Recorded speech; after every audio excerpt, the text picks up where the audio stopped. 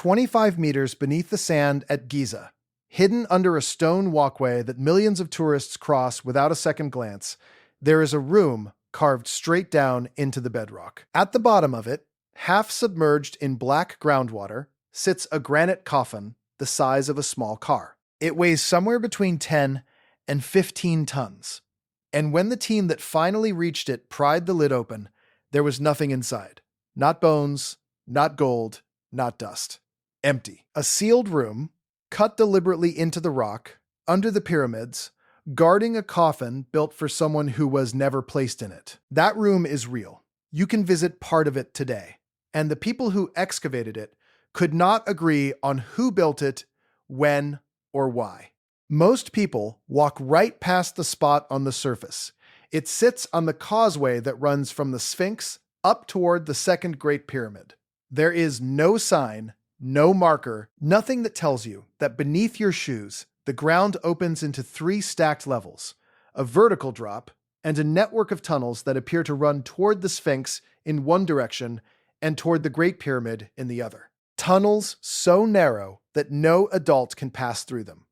Tunnels that, to this day, no one has been able to follow to the end. This is the Osiris Shaft, and it is only the beginning of what is buried under Giza, because in the last 3 years, the ground beneath these monuments has started giving up secrets that the official story cannot explain. There is a sealed corridor that machines detected, but no human has entered. There are 2 hollow spaces inside a pyramid that were only found in the last 2 years, and there is a set of radar readings from beneath the plateau so strange that the most famous archaeologist in Egypt publicly went to war over them. By the end of this, you are going to understand why some of the people who scanned this ground walked away and refused to talk about what their instruments showed. Let me take you down the shaft first. For centuries, there was a rumor, old, persistent, and dismissed by every serious scholar.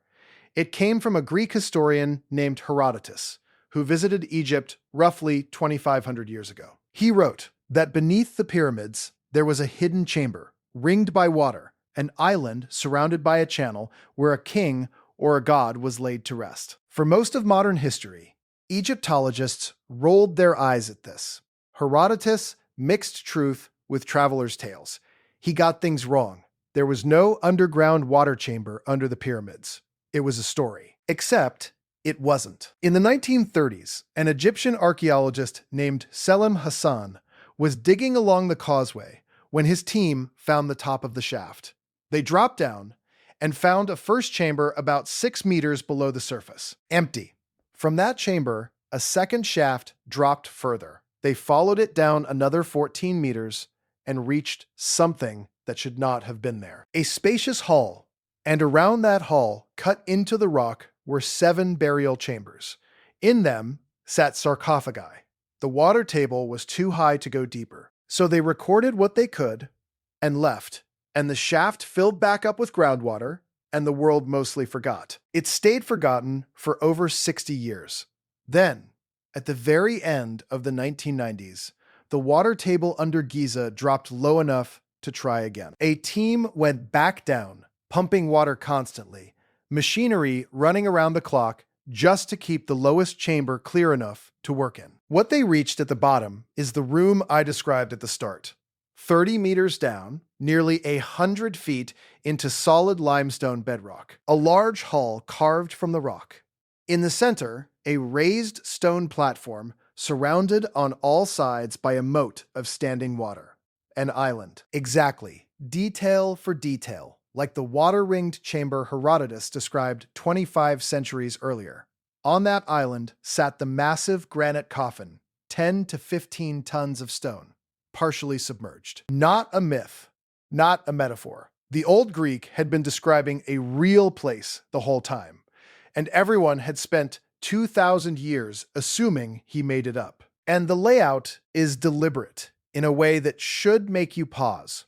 This is not a natural cave. Level 1, 6 meters down, a plain chamber roughly 4 meters by 10, completely empty. Then a second vertical shaft plunging down to level 2, where side niches hold large granite boxes. Then a third shaft dropping to that final water-ringed hall, 30 meters below the desert. 3 descending levels, stacked one beneath the other, each requiring the removal of tons of rock by hand, with copper tools and baskets, in the dark, decades before anyone in Egypt had iron. Someone wanted whatever this chamber represented buried deep, and buried in water. There was one more clue about age, and it deepens the puzzle rather than solving it. The pottery fragments recovered from the lowest level date, back to the 6th dynasty, roughly 43 to 4100 years ago. That makes this material some of the oldest datable evidence found anywhere in the entire complex. But the water and island design, the symbolic tomb of the underworld god, points to a much later religious idea. So the shaft may have been started in one era and reused and reshaped in another, layered across thousands of years, which is exactly why the excavators could not give a single clean answer to the simplest question: who made it and when? They still cannot. Here's where it gets strange. The coffin was empty. The entire complex had no inscriptions. Think about that. The ancient Egyptians decorated everything: walls, ceilings, coffins, tombs. They wrote names, prayers, spells, warnings. Every surface was a text. But this enormous underground structure, cut through solid rock at tremendous effort, carries almost no writing at all. The one clue found was carved into the ground beneath the coffin's lid when they moved it. A single symbol, the ancient sign meaning house. The plateau itself was anciently called the house of the Lord of the hidden underground passages. The excavators concluded this was a symbolic tomb, a ritual chamber built to honor the god of the underworld, a place meant to represent the waters of creation with its island and its moat. That's the official reading, and it might be right, but it doesn't explain the tunnels, because at the bottom, branching off the lowest chamber, there are passages. One narrow tunnel runs north toward the Great Pyramid. Another runs east toward the Sphinx. They are tiny, roughly 40 centimeters across, far too small for a person. Years ago, the lead archaeologist tried to solve the mystery by sending a young boy crawling into one of them on a rope. The same crude method used to date the shaft by having a child collect artifacts from the flooded lower level. The boy got stuck and had to be pulled out by his legs. The tunnels have never been mapped. We do not know where they go. We only know the direction they point, straight toward the two most important structures on the plateau. So we have a sealed chamber, 30 meters down, ringed by water, holding an empty coffin, connected by unmapped tunnels aiming directly at the Sphinx and the Great Pyramid. And that is the discovery people can actually visit. The parts that are still sealed are stranger, because the next piece isn't a chamber you can climb down into.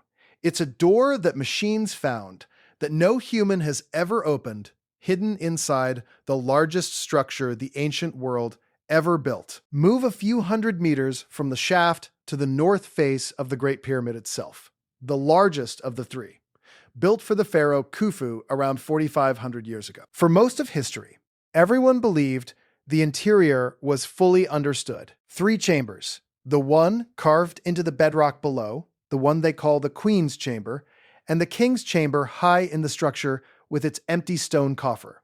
3 rooms, connected by known passages. That was the map. That was settled.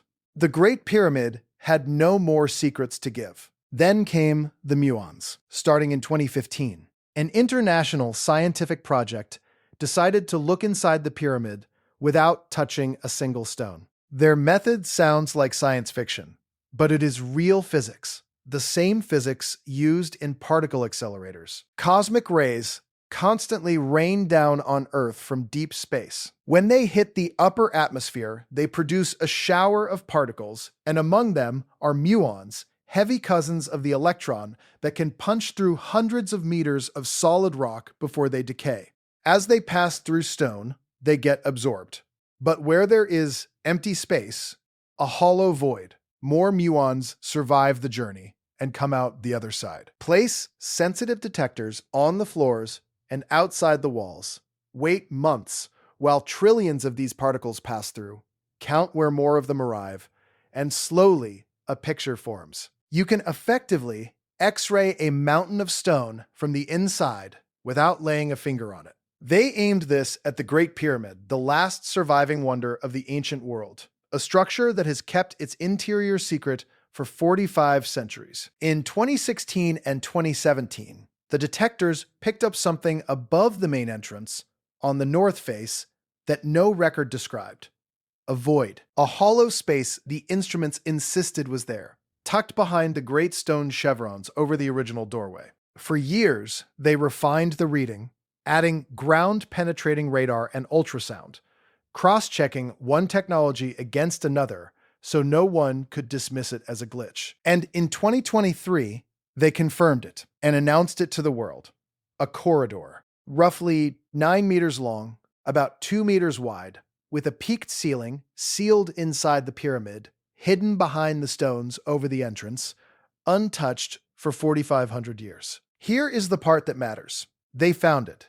They confirmed it. They know its size and its shape.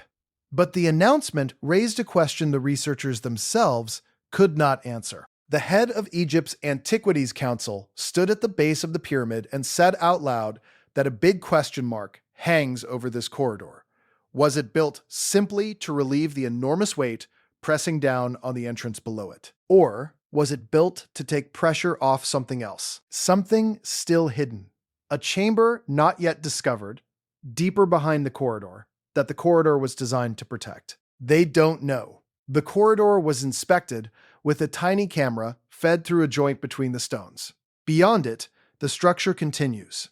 And the scanning, in the words of the Antiquities chief, would continue to uncover more secrets. Sealed for 4,500 years, detected by cosmic particles, confirmed by 3 separate technologies, and still no human hand has reached whatever lies behind it. If you want to follow this investigation all the way down to what these sealed rooms turn out to hold, subscribe now, because the deeper we go, the harder the official story is to defend.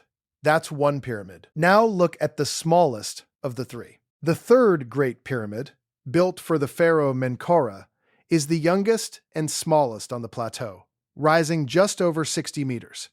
It has a strange feature that has puzzled people for a very long time. Its eastern face is partly covered in massive blocks of granite hauled all the way from Aswan, hundreds of kilometers south, and that granite was never fully smoothed the way the rest was. It just stops, half-finished, as if the builders were interrupted or were hiding something behind it. For decades, people suspected there might be a second entrance on that eastern side, an entrance no one had ever found. Think about the effort that granite represents. It is far harder than the local limestone, brutal to cut and shape, and it was dragged more than 800 kilometers from the quarries at Aswan in the far south. You do not haul stone like that across a country and then leave it deliberately rough on the most visible face of a royal monument unless the rough patch is doing a job. For a long time, the leading guess was that it hid a second doorway. In late 2025, working within the same project that confirmed the corridor, researchers from Cairo University and a technical university in Munich turned their instruments on that granite face. They used ground-penetrating radar, ultrasound, and a technique that measures how electricity moves through the stone. 3 independent methods layered together so a false reading in one could be caught by the others. And behind the granite, the readings lit up with 2 separate hollow spaces. 2 air-filled voids sitting directly behind the unfinished stone, exactly where a hidden entrance would be. The team's words were careful and deliberate. The hypothesis of another entrance, they said, is very plausible, and these results take a big step toward confirming it. First, hard scientific evidence, after decades of speculation, that the smallest of the 3 Great Pyramids has a door that no one has ever opened. And notice the pattern forming, because it is the whole point. This is not one anomaly. It is the same result, over and over, from different pyramids, different teams, different instruments. Scan the stone, find a hollow space, confirm it, and stop at the threshold. Every time. So now count what we have. A water-ringed, sealed chamber under the causeway with tunnels running toward the Sphinx. A confirmed sealed corridor inside the Great Pyramid that may guard an undiscovered room. And 2 hollow voids behind the granite of the third pyramid, marking an entrance that has never been breached. 3 separate structures, 3 sealed spaces, all found or confirmed in the span of a few years, all still unopened. And that is where the official, peer-reviewed, mainstream science ends and the real fight begins. Because in March of 2025, a different team made a claim so extreme it detonated across the entire field. A group of researchers, an Italian-led team working outside the official Egyptian excavation permits, held a press event and announced that they had used a technique called synthetic aperture radar, normally flown on satellites and aircraft, combined with proprietary software, to scan not the pyramids, but the ground beneath them. And what they said they found sounds less like archaeology and more like the schematic of a buried machine. They described 8 enormous vertical shafts, cylinders, arranged in 2 parallel rows, running north to south beneath the second pyramid, the one built for Khafre. They said these cylinders were wrapped in spiral pathways, like spiral staircases winding down around the outside of each one. They said the shafts descended to a depth of over 600 meters, more than 4 times the height of the pyramid standing above them. And that at the bottom, the 8 wells merged into 2 colossal cubic structures roughly 80 meters on each side. And they claimed the whole system extended for around 2 kilometers underground and tied all 3 pyramids of the plateau together into a single buried network. 5 identical structures near the base, they said, linked by pathways feeding into 8 deep vertical wells. Read that again. 8 vertical wells, spiral ramps, descending 2,000 feet into the bedrock, joining into giant cubes spanning the entire plateau. If it were true, it would mean the pyramids we can see are just the roof of something vastly larger buried beneath our feet. It would mean the tombs are the smallest part of the story. Their supporters connected it to the oldest legends about Giza, the idea of a hidden hall of records, a chamber of stored ancient knowledge sealed beneath the plateau, waiting to be found. They pointed at the granite inside the pyramids, a stone that can generate tiny electrical charges under pressure, and suggested the structures weren't tombs at all, but some kind of ancient energy system. The claim spread across the internet in days. Millions of views. A vast underground city beneath Giza, they called it. Now, does this prove the most extreme version of the story? Almost certainly not. And this is where I have to slow down and be honest with you, because the difference between what is confirmed and what is claimed matters here more than anywhere else. The satellite radar claim has serious problems, and they are worth understanding, because knowing why the extreme version fails is what makes the real discoveries land harder. The most respected Egyptologist in the country, the former head of antiquities, called the findings completely wrong and said the techniques were never scientifically approved or validated. And he had specific technical reasons, not just wounded authority.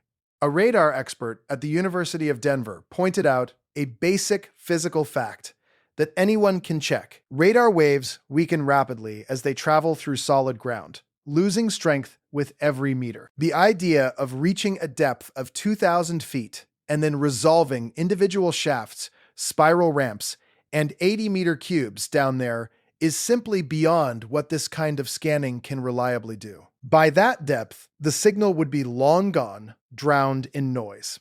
A second expert, an Egyptologist in Paris, said flatly there is no evidence of underground networks anywhere near that deep. And a third point is the most damning. The base of the Khafre pyramid was carved directly from the natural bedrock, cut down to a height of roughly 8 meters of solid rock, leaving no room for the kind of hollow columns being described as sitting right underneath it. And, critically, as of the time this fight broke out, There was no new peer-reviewed paper. The 2-kilometer underground city was announced through a press event and a video, not through the slow, checkable, boring process that actually confirmed the corridor in the Great Pyramid and the voids behind the third pyramid's granite. Those confirmed discoveries went through journals, through cross-checking, through years of refinement with multiple instruments.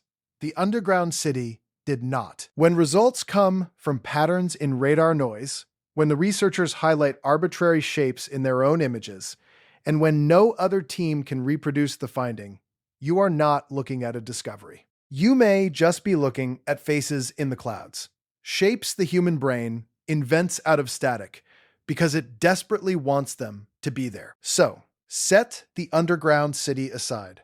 Treat it as unproven, because it is. But here is what the skeptics do not erase, and this is the part that should stay with you. Stripping away the 2-kilometer megastructure does not give you an ordinary, fully explained plateau. It leaves you with the confirmed things. It leaves you with a real sealed corridor inside the Great Pyramid that machines found and no one has entered, guarding a space the antiquities chief himself admits might be an undiscovered chamber. It leaves you with 2 real hollow voids behind the granite of the third pyramid, marking a real hidden entrance. The wild claim was probably noise. The sealed rooms are not. They are documented, measured, and still shut. And there is one more piece sitting in plain sight that the confirmed discoveries force us to look at again. Remember the tunnels at the bottom of the Osiris Shaft. One ran toward the Great Pyramid. The other ran east toward the Sphinx. That direction is not random, because the Sphinx has its own unfinished business under the sand. For nearly a century, people have reported cavities and passages beneath and around the Great Stone Lion. Early surveys in the 20th century noted openings on its body and hollow spaces below it. Later scans, using the same non-destructive methods now trusted everywhere else on the plateau, picked up what appear to be regular box-like voids beneath the Sphinx and in the bedrock nearby, spaces too even to be natural erosion. Some of these anomalies have never been excavated. Some of the tunnels were sealed off in modern times with metal doors. The most famous idea attached to all this, the notion of a sealed hall of stored knowledge somewhere under the Sphinx, has never been proven, and I am not going to tell you it has. But strip that legend away, and you are still left with a hard fact. There are detected hollow spaces under and around the Sphinx that no one has fully opened, and the ancient Egyptians cut a tunnel from a chamber 30 meters underground and pointed it directly at that spot. They knew something was there. They built toward it on purpose, and we have never followed the tunnel to find out what. Which raises the question the whole story has been circling. Why does a plateau built according to the standard account as a set of royal tombs keep producing sealed spaces that don't fit the tomb story? Tombs get robbed. Tombs get opened, emptied, reused. But at Giza, we keep finding chambers that were deliberately closed and never entered again.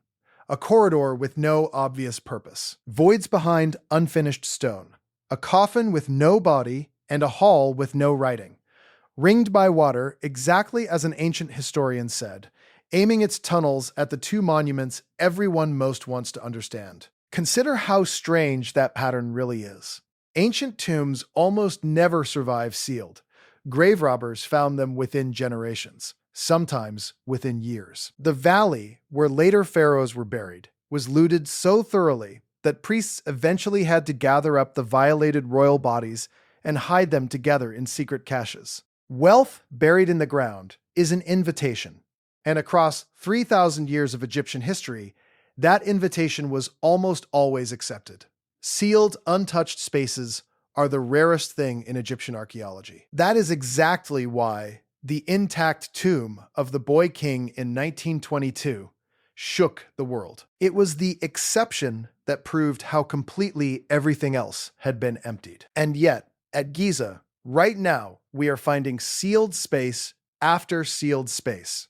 A corridor closed off and never entered. Voids behind stone that was left unfinished as if to disguise them. A hall with no inscriptions and a coffin with no body, ringed by water. At the head of tunnels, no one has followed. These were not robbed and resealed. Several of them appear to have never been opened at all, which means whatever they were built to hold, if they hold anything, was either never valuable in the way gold is valuable, or was hidden so well that 4,500 years of thieves never found the way in. Both possibilities are unsettling in their own way. If even one of these sealed spaces, when it is finally opened, contains something that doesn't belong in a tomb, the timeline of who built Giza and why starts to crack.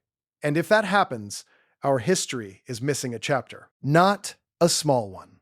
The chapter that explains what these structures were actually for. The tools to answer this already exist. We can see through solid rock with cosmic particles now. We have confirmed a corridor and 2 voids without moving a single stone. The technology is no longer the obstacle. The obstacle is permission. The satellite radar team was refused permits to work inside the pyramids. The excavation of the deepest tunnels under the Osiris Shaft was never completed because the passages are too narrow for a human body, and no one has built a machine small enough to crawl to the end and come back with an answer. The corridor in the Great Pyramid has been glimpsed through a camera lens, but never physically entered. Every one of these sealed spaces is waiting on a decision by someone to open it, and those decisions keep not being made. So, the doors stay shut.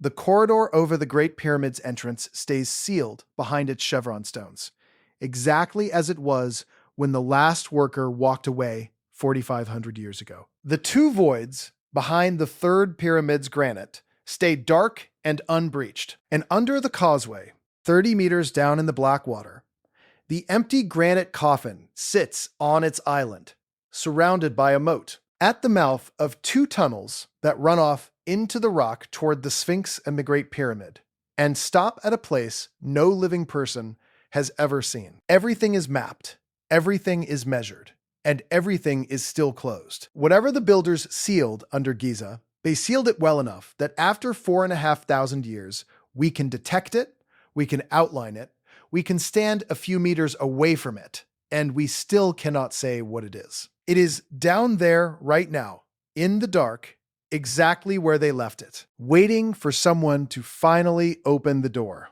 If you want to know what other sealed chambers around the ancient world are hiding, and why the people who find them so often go quiet, watch the next investigation on screen now.